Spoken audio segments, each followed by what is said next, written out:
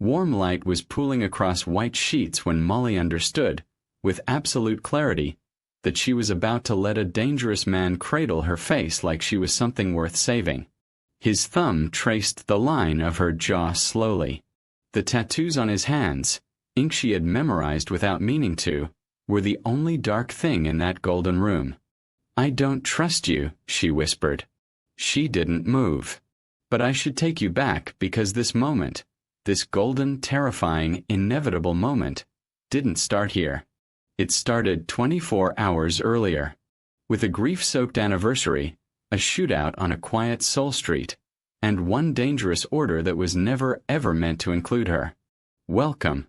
If you're new here, make sure you like, subscribe, and comment where you're watching from.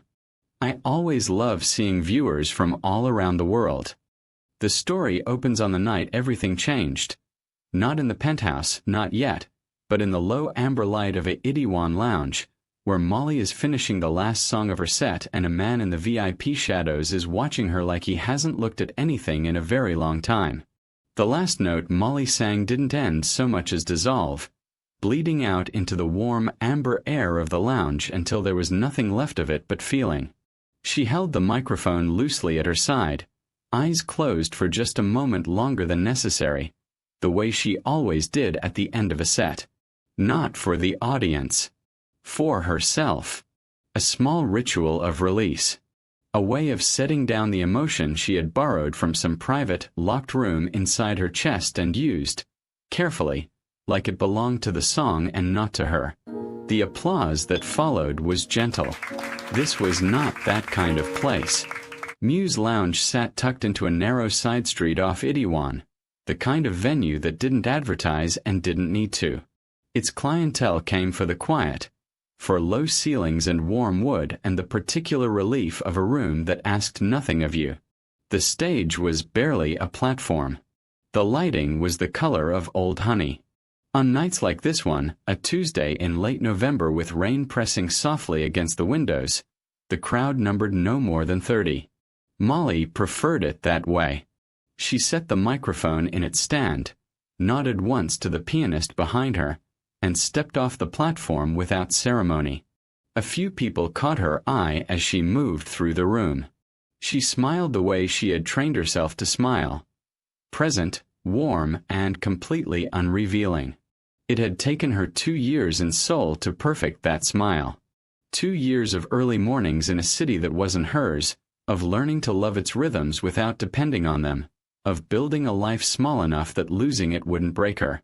She was good at small now. She had needed to become good at small. At the bar, she ordered barley tea and pressed her fingers around the warm ceramic, letting the heat travel up through her palms. The rain was heavier now. She could hear it. She was thinking about the walk home, about the particular comfort of her apartment's one good lamp and the book she had been slowly, deliberately reading for 3 weeks, when she felt it. The sensation of being watched. Not the casual attention of a room that had just heard her sing. Something else. Something still and concentrated. The way a held breath is different from ordinary silence. She didn't turn immediately. She had learned not to. Instead, she let her gaze travel slowly, unhurried, across the room, past the couple near the window, past the 2 women sharing a bottle of wine by the far wall, until it found the VIP section at the back of the lounge. A low, curtained alcove, set apart from the main floor by a half partition and a quality of shadow that the room's other corners didn't quite have. There was a man sitting there. He wasn't looking at his phone.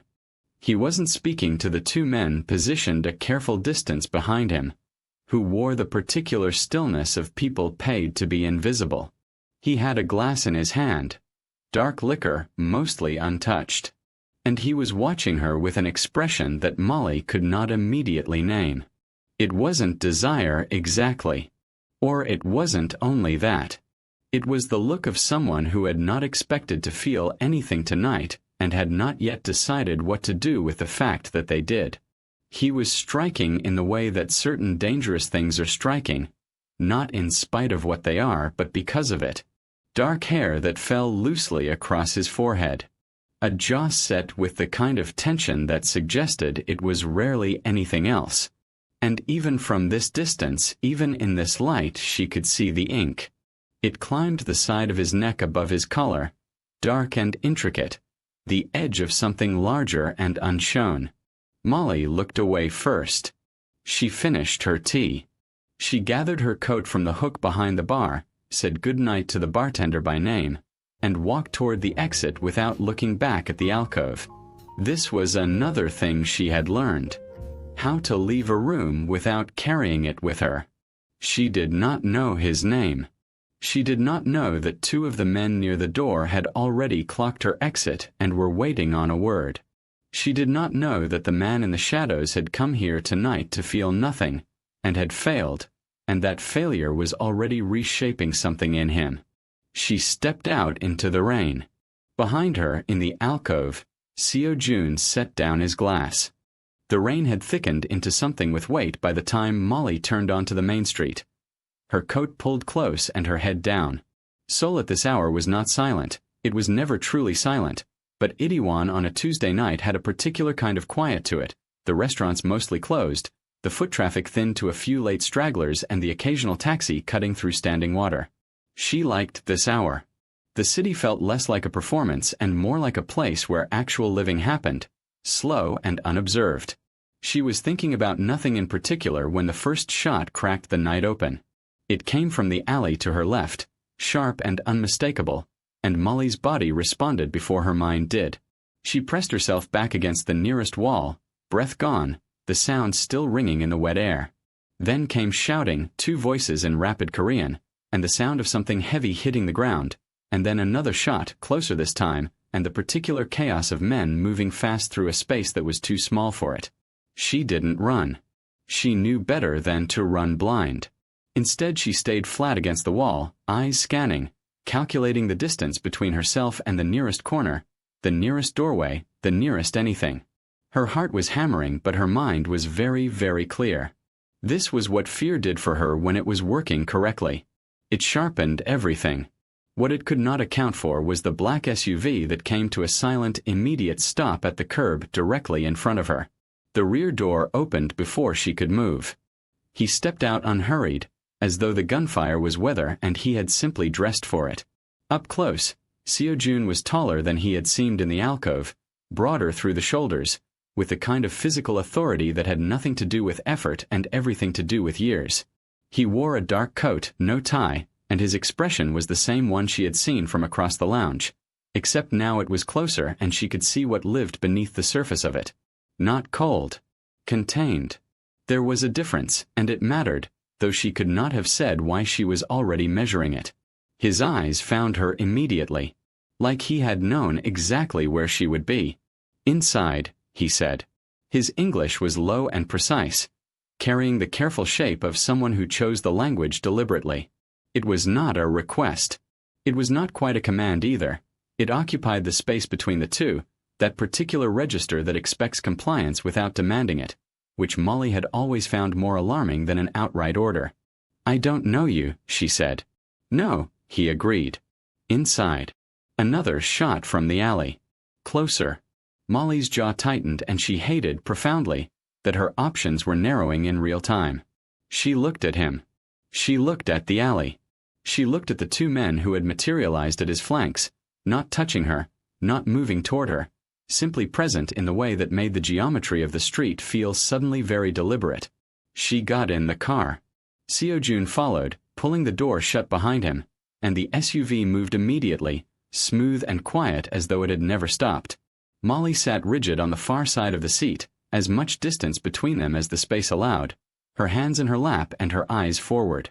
In the front, separated by a partition of tinted glass, she could see the outline of a driver and a second figure in the passenger seat. Behind them, the alley was already gone, swallowed by distance and rain. Seo Jun said something in Korean, quiet and even, directed toward the partition. A response came back, clipped and brief. Then he turned and looked at her, and something in his expression shifted. Barely, the way a current shifts beneath still water. "They saw my men move for you outside the lounge," he said. "That makes you a question they will want answered." I'm not part of whatever that was. You are now. She wanted to argue the logic of that. She understood with a cold, clarifying certainty that she couldn't. The night had already made its decision and had simply not consulted her. From the front, she heard a low voice speak a single phrase in Korean. Seo Jun didn't look away from her when he answered. His voice was quiet. Absolute. A door closing on every other possibility. Whatever he said, it was not negotiable. She didn't need to speak the language to know that. He said 2 words. She got in the car. And honestly, so would we. If you didn't see that ending coming, share this with someone who needs a dangerous slow burn in their life immediately. The first thing Molly registered was light. Not the thin gray light of her apartment that crept in around the edges of her curtains each morning, familiar and unassuming. This was something else entirely. Broad and clean and coming from everywhere at once. The kind of light that belonged to rooms with floor-to-ceiling glass and nothing outside them but sky. She lay still for a moment with her eyes open, cataloging the ceiling above her, high, white, uninterrupted, and the particular quality of silence that told her she was somewhere very far from ordinary. She sat up. The room was vast and restrained in the way that serious money tends to be, stripped of ornament and excess, furnished in dark wood and pale linen with the kind of deliberate simplicity that costs more than decoration ever could. The bed she had slept in was enormous, the sheets white and pressed, and she was still wearing her stage clothes from the night before. Her coat was folded over a chair near the door. Someone had removed her shoes and set them neatly beside it. That detail, more than anything else, made her stomach tighten. She was across the room and trying the door before she had fully thought it through. It opened. She stepped into a hallway that led out onto a sprawling open-plan living space, all glass and gray stone and the wide, indifferent panorama of Seoul spread out 30 floors below. The city was bright and enormous and completely unreachable. Seo Jun was standing at the far end of the room. He was facing the windows with a cup of coffee in his hand, still dressed or dressed again, she couldn't tell which, in dark trousers and a shirt with the sleeves pushed to the elbow. The tattoos on his forearms were visible in the morning light, more of them than she had seen the night before, climbing from his wrists toward his elbows in dense, intricate patterns. He didn't turn when she entered, but she had the distinct impression he had known she was there from the moment she opened the bedroom door. "I want to leave," Molly said. He turned then. His expression was the same composed, unreadable thing it had been in the car, in the alcove, every time she had seen it. Like a room whose lights were on behind closed curtains. "Sit down," he said. "I want to leave," she said again, slower, with the particular precision she used when she needed to be understood without raising her voice. "I don't know what happened last night. I don't know who you are. I don't know where I am, and I would like to go home." He studied her for a moment. Then he set his coffee down on the kitchen counter and moved to the seating area, lowering himself into a chair with the unhurried ease of someone who had never once needed to fill silence with noise. "Sit down," he said again. Not unkind. Not warm. Simply certain that she would. She sat, because standing in the middle of his living room was not the leverage she needed it to be. He told her plainly. The rival syndicate that had opened fire in the alley last night had eyes on the street outside the lounge. His men moving to track her had been observed, catalogued, and already interpreted. In the calculus of the underworld, association was the same as allegiance, and allegiance made her valuable as a pressure point. They would look for her. They would find her apartment within 48 hours. They would use her without hesitation or apology to get to him. Molly listened to all of this without interrupting. She was very good at listening.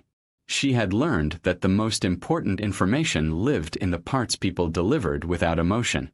"And if I take my chances," she said when he finished. "Then you will lose them," he said. Simply. Without cruelty. Like a man describing weather.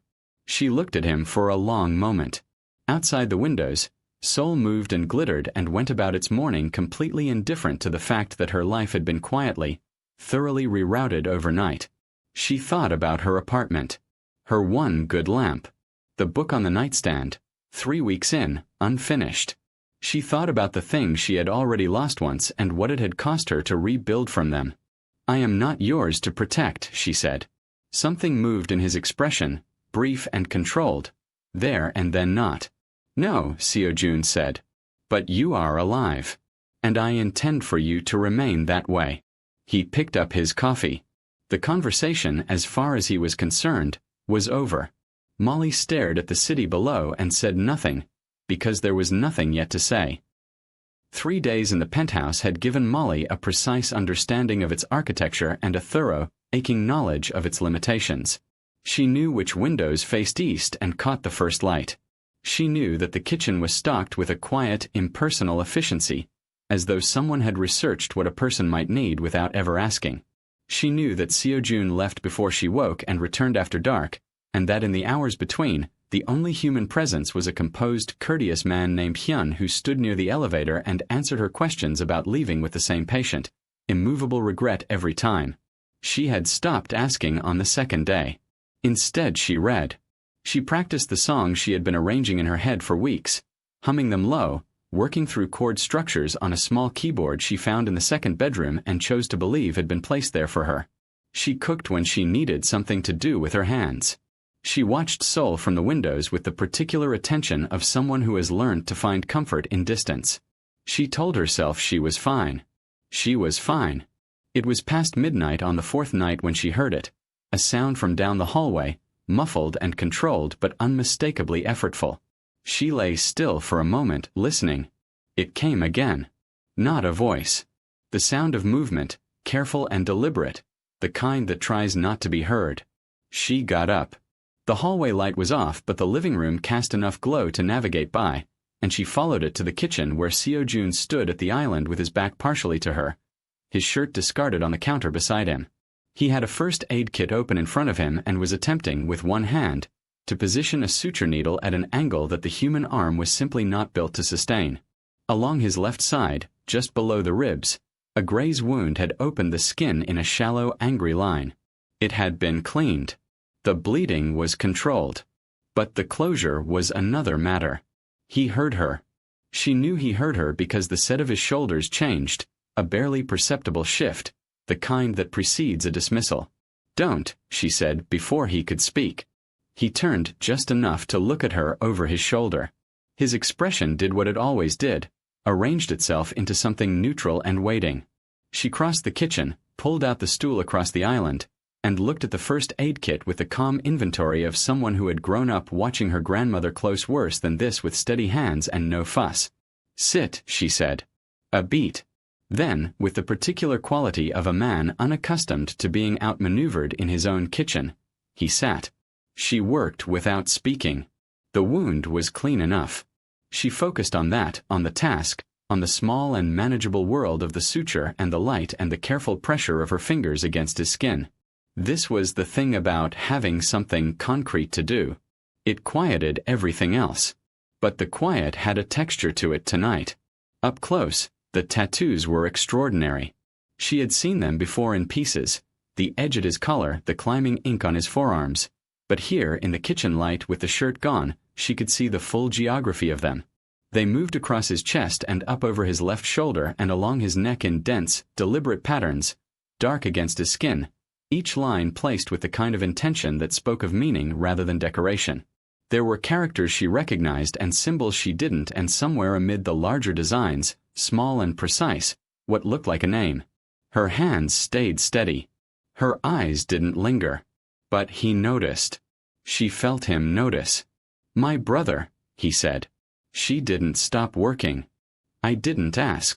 No, he said. You didn't. The silence that followed was different from the ones before it. Not the silence of two people with nothing to say. The silence of two people deciding separately how much of the truth they could afford. Her fingers pressed gently at the closed edge of the wound, checking the tension. His breath changed, just slightly, not from pain. You're good at this, he said. I had someone who needed me to be, she said. She hadn't meant to say it. She felt him absorb it the way still water absorbs a stone, without splash, without drama, taking the weight of it down into some quiet depth. She tied the last suture and set the needle down and did not immediately move away. Neither did he. She stitched his wound with steady hands, and he sat there and let her. Do you understand how significant that is for a man like him? Like this video if that scene made you feel something you weren't prepared for. She didn't sleep after that. She lay in the dark of the guest room and stared at the ceiling and listened to the penthouse settle around her. Its subtle sounds, the low hum of the city far below, the occasional movement from elsewhere in the apartment that told her he was still awake too. She thought about what she had said in the kitchen. The small, unguarded sentence that had slipped out before she could architecture it into something safer. She had someone who needed her to be. She hadn't spoken about her mother to anyone in Seoul. Not once. Not in 2 years. She got up at 1:30 and went to the kitchen for water and found him already there, standing at the window this time, looking out at the city the way she had spent 4 days looking out at it herself. He had put a shirt back on, dark and loose, left open at the collar. He was holding nothing. Just standing, the way people stand when sleep has abandoned them and they haven't yet decided what to do with the hours that remain. He didn't seem surprised to see her. She filled a glass from the tap and leaned against the counter, and they stayed like that for a while.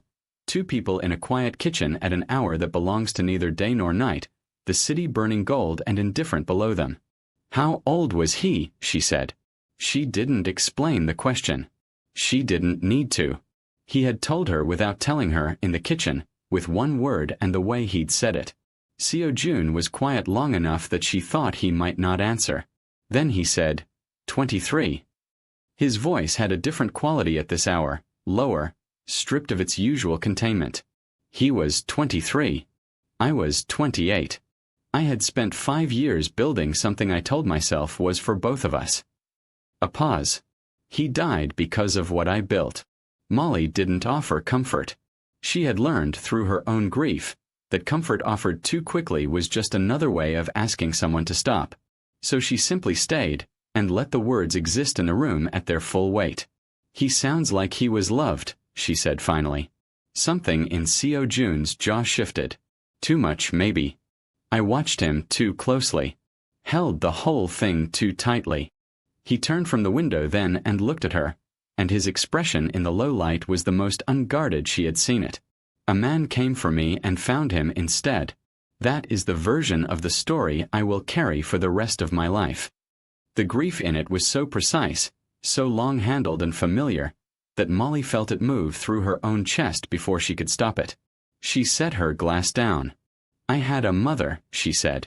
The words came out simply, the way true things do when you are too tired to dress them. In Atlanta.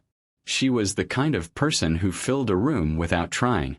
The kind of person who remembered everything about everyone and made you feel like being known was safe. She looked at her hands on the counter. She got sick when I was 24. I stayed. I took care of her for 18 months and I watched her become someone smaller and smaller until one morning she was gone. She breathed. I thought I had done everything right. I thought if I stayed close enough and held on hard enough I could. She stopped, pressed her lips together. She died anyway. And after that I couldn't figure out how to be in a place that was full of her absence. So I left. I came here because it was far and because no one here had known her and because I thought distance would make it hurt less. Did it? Seo-jun said. No, Molly said. It just made it quieter. He looked at her for a long moment across the kitchen, across the space of everything they were and were not to each other, and something passed between them that had no clean name. Not sympathy exactly. Recognition. The specific gravity of 2 people who have both learned to carry something enormous alone and have just, without planning to, set it down in the same room. He crossed to the counter and stood beside her, not close enough to touch, close enough to be present in the way that mattered. Outside, Seoul blazed and breathed. Inside, the silence had changed again, softer now, the kind that doesn't ask you to fill it. They stood in it together until the first gray light of morning began, slowly, to show itself at the edge of the sky. It started with a phone call he took in the hallway, low and rapid and in the particular register she had learned to recognize as serious. She was in the kitchen when she heard it, and she stayed very still the way she always did when the world outside reminded her it was still there, still moving, still organized around a violence that had nothing to do with her and everything to do with where she was standing. Seo-jun came back into the room and looked at her with that contained, assessing expression and said, "We're going to the master suite. Now." She didn't argue. She had learned, in the days since the kitchen, in the slow, careful rearrangement of whatever existed between them, that there were two versions of his voice. The one that was habit and the one that was necessity. This was the second one. Hyun met them in the hallway, exchanged something brief and clipped with Seo-jun, and then the penthouse shifted around them, a quiet coordinated tightening, men moving to positions she couldn't fully see, the elevator locking down with a sound she felt more than heard. Someone had intelligence. Someone was moving. The details didn't reach her, and she understood they weren't meant to. The master suite was at the far end of the apartment, behind a door she had never opened. It was larger than she had imagined, and simpler, dark wood and white bedding and a single lamp burning gold on the nightstand, casting the room in the particular warmth of something private and unhurried. It felt like a contradiction. Outside, the city was full of people who wanted him dead. In here there was only light the color of honey and the sound of rain beginning again against the glass. Seo-jun locked the door. He checked the secondary entrance she hadn't noticed, a panel set into the far wall, then stood in the center of the room with his phone in his hand and his attention divided between it and her. She sat on the edge of the bed because there was nowhere else and because her legs had decided, quietly and without consulting her, that they were finished pretending tonight. The hours moved strangely. He made calls and she listened to the half she could hear and understood the shape of it without the language. Serious. Contained. The particular focus of a man who has trained himself to think clearly when everything around him is designed to prevent it. At some point the calls stopped. At some point he set the phone down on the dresser and didn't pick it up again. He came and sat beside her. Not close. Close enough. The lamp threw gold across the white bedding between them, across his hands resting open on his knees, across the ink at his collar and the line of his jaw. She had memorized all of it by now without meaning to, the way you memorize the details of a room you have spent a long time waiting in. "Are we going to be all right?" she said. She meant it practically. She asked it like she was prepared for a practical answer. He turned and looked at her, and whatever answer he had prepared didn't come. Instead he reached up slowly with the deliberateness of a man who does nothing without intention, and his hand found the side of her face. His thumb traced the line of her cheekbone. The tattoos on his fingers were the only dark thing in that golden room, and they were impossibly gentle, impossibly careful, like he was holding something he understood could not be replaced. "I don't trust you," she whispered. She didn't move. "I know," he said, quietly, without defense. His other hand came up, cradling the back of her head with a tenderness that had no performance in it, tilting her face toward his with a reverence that undid something in her chest she had spent 2 years reinforcing. This was not the dominance of a man accustomed to taking. This was the stillness of a man who had spent a long time being the most dangerous thing in every room and had just, in this lamplit moment, chosen to be something else. She felt the fear of tomorrow sitting right there beside them, patient and real. She felt it and stayed anyway. When the distance between them finally closed, it was without drama, without urgency, the way two things fall together when the last reason to stay apart has quietly, irrevocably dissolved. His forehead came to rest against hers first, just breathing, just present, and then her eyes closed and the golden room held them both. Outside, the rain continued. The city moved without them.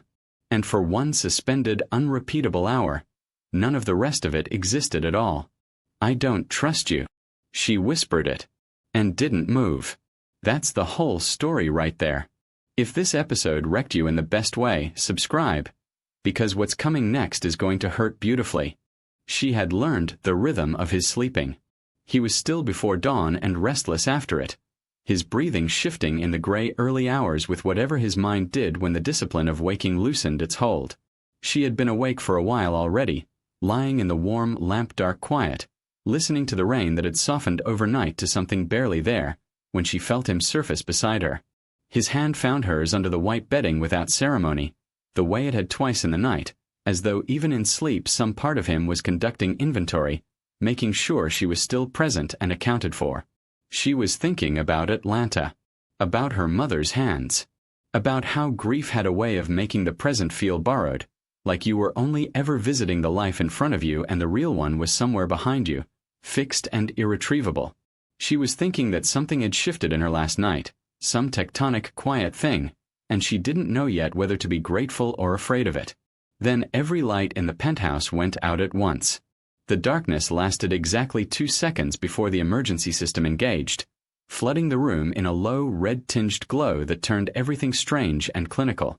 Seo-jun was already upright, already moving, the shift from sleep to absolute alertness so complete and instantaneous that it erased every soft thing the night had built.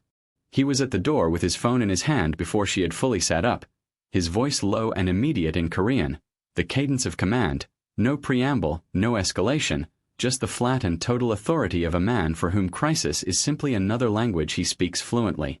Then the alarms began. Not a single alarm.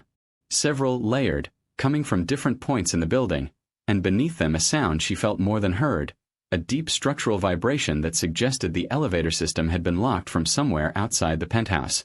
Her heartbeat was very loud in her own ears. She pressed her back against the headboard and focused on breathing, on staying useful, on not becoming one more thing he had to manage. The door opened and Juno came through it. She had seen him before only at a distance.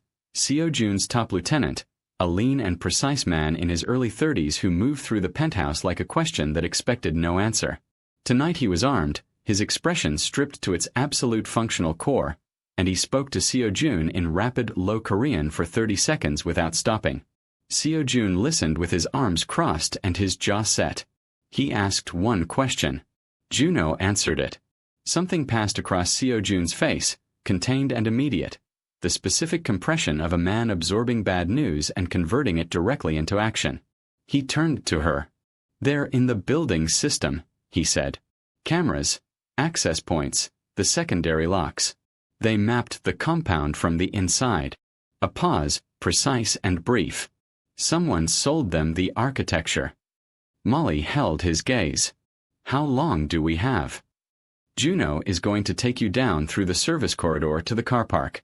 There is a secondary location. Clean, unregistered, they don't have it." He said it evenly, the way you deliver information to someone you believe is capable of receiving it. She had noticed that about him from the beginning.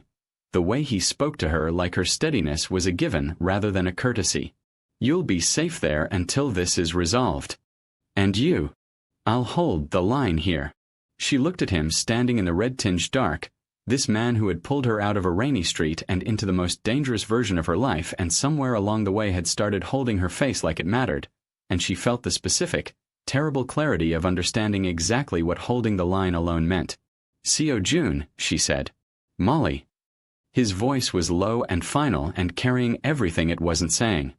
He crossed to her in 2 steps and took her face in both hands and looked at her for a moment that was too short and too complete, his thumbs at her cheekbones, his eyes steady.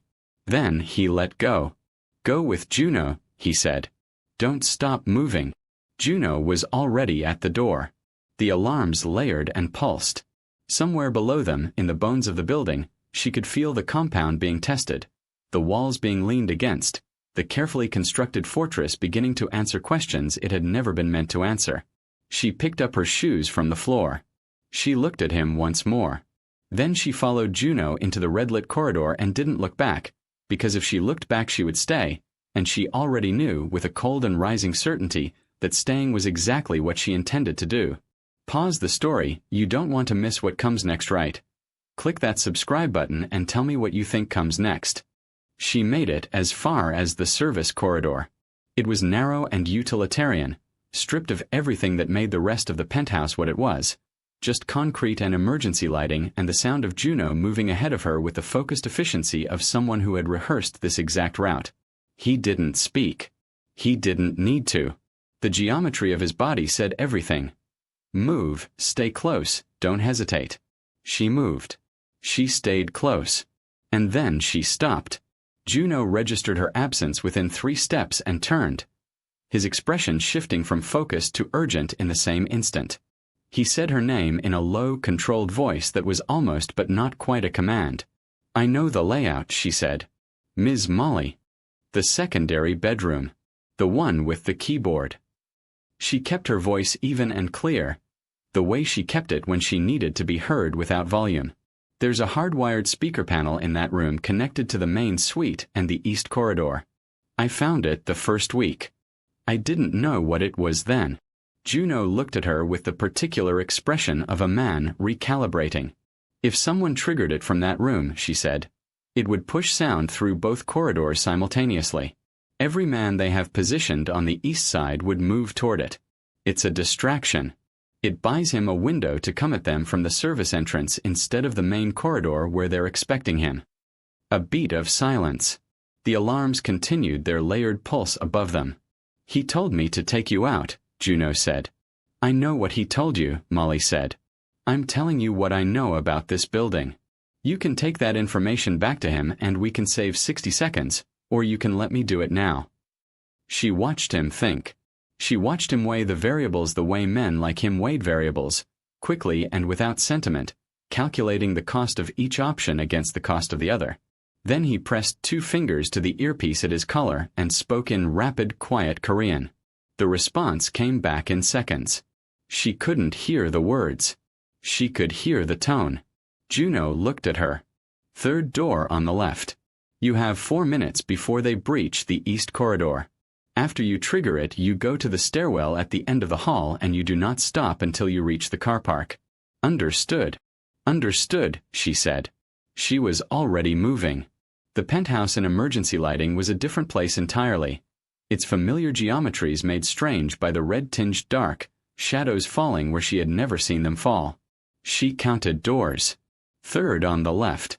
She pushed it open and crossed to the speaker panel set into the wall beside the keyboard, the small gray unit she had spent an idle afternoon examining in her first week, pressing buttons with the mild curiosity of someone with too much time and not enough freedom. She knew which input carried to the east corridor. She had discovered it accidentally, had heard the brief crackle of her own humming coming back at her from somewhere else in the building, and had made a quiet mental note of it the way she made mental notes of everything that might one day constitute a door. She set her hand on the volume control. She thought about her mother, briefly and fiercely, the way she always thought about her in moments that required a particular quality of courage. Then she pressed the input, pushed the volume to its limit, and sang. Not a full song. 4 bars of the last piece she had performed at the lounge, low and resonant and unmistakably human, pushed through every speaker on the east side of the building simultaneously. In the silence of a compound on lockdown, it would be extraordinary. Disorienting. The sound of something that had no business being there, coming from a direction that made no tactical sense. She held it for 10 seconds. Then she released the panel, crossed the room, and ran. The stairwell door was where Juno said it would be. She took the stairs fast, one hand on the rail, her breathing controlled. Her mind very clear in the way it went clear when there was only one thing left to do. Behind her, distantly, she heard the shift in the compound's acoustics. Voices moving, positions changing, the sound of men reorienting towards something unexpected. She hit the car park level and pushed through the door, and Juno was already there, and his expression told her something had changed. He's clear, Juno said. His voice carried something unfamiliar in it. Something that might, in another context, have been relief. The boss is clear. Molly put her back against the wall and closed her eyes and breathed. Above them, in the penthouse, it was over. She had not lost him. She had not let herself lose him, and that distinction, small and total and irreversible, told her everything she needed to know about who she had become in the space of 7 days inside a gilded cage with a grieving, dangerous, tender man who had held her face like it was something worth saving. She opened her eyes. All right, she said quietly, to no one in particular. She was done running. She didn't run. She sang. In the middle of a breach, in the middle of danger, she used her voice as a weapon to save the man she swore she didn't trust. Share this with everyone because Molly just became everything. Subscribe if you're not leaving this story for anything. 3 months changes a city if you let it. Seoul in late February carried a different quality of cold than November, drier and more honest, the kind that didn't pretend to be anything other than what it was. The streets of Gangnam were bright with it, the afternoon light falling hard and clean across the glass facade of a building that had not existed in this form 90 days ago, its new signage catching the sun in gold letters that Molly had chosen herself, standing in an empty room with a paint sample in her hand and the particular feeling of someone who has stopped waiting for permission. The venue was called Blue Hour. It seated 220. Its stage was larger than a platform and smaller than a performance hall, precisely the size of something intimate, of something that asked the room to lean in. The lighting rig had taken 3 weeks to calibrate to her exact specifications. Warm and directional, the color of old honey. The acoustics had taken the rest of the time. She had been unreasonable about the acoustics. She had no apologies for this. Tonight was the opening. She stood in the wings and listened to the room fill, to the particular music of 200 people finding their seats, the low-layered sound of conversation and anticipation and glasses being set on tables. She was wearing something simple and dark, and she had her mother's small gold earrings in, the one she had carried from Atlanta in the inside pocket of her carry-on and had not worn once in 2 years until tonight. She touched one of them briefly with her fingertip. Then she walked out onto the stage. The applause began before she reached the microphone, and she let it settle before she looked up, taking her time, the way she always did at the beginning of a set. When she did look out at the room, she let her gaze travel the way she had trained it to, present and warm and completely composed, moving across the faces in the crowd with the ease of someone who has finally, at some unmarkable point, stopped being afraid of being seen. She found him in the front row. Seo-jun sat with the particular stillness that was simply his natural state, dressed in dark clothes with his collar open, his hands resting loose on his knees. The tattoos at his neck caught the stage light. He was not smiling because he rarely smiled in the way that announced itself, but there was something in his expression that she had learned to read over 3 months of slow, careful mornings and late, honest nights. Something open and steady and quietly ferocious. Pride, she had decided, looked like that on him. She held his gaze for exactly 1 beat, long enough to mean something, brief enough to keep it between them. Then she brought the microphone to her lips and began. She played for 90 minutes. She did not play the last song she had sung at Muse Lounge, the one she had sent through the speakers of a compound under siege on a red-lit terrifying night. She had decided that song belonged to a specific moment and she would not perform it until she understood it fully, until she could hold all of what it meant without it undoing her in front of a room. She played everything else. Afterward, when the crowd had thinned and the staff were moving quietly through the space with the efficient tenderness of people who understood what had been built here, she sat on the edge of the stage with her shoes off and a glass of water in her hand, and Seo-jun stood below her, which put them at an unusual equality of height, his eyes level with hers for once. "Well," she said. "Well," he said. She looked at him. He looked at her. The venue settled around them into its first post-performance quiet, that specific hush of a room that has held something real and is still breathing it out. She thought about a Tuesday night in November. A last note dissolving into amber air. The feeling of being watched from a curtained alcove and the decision, unconscious and apparently irreversible, not to look away. She thought about something she had noticed the night of the breach and filed away in the part of her mind that held things until she was ready for them. Something small. Something that had rearranged the entire architecture of the story she thought she was living.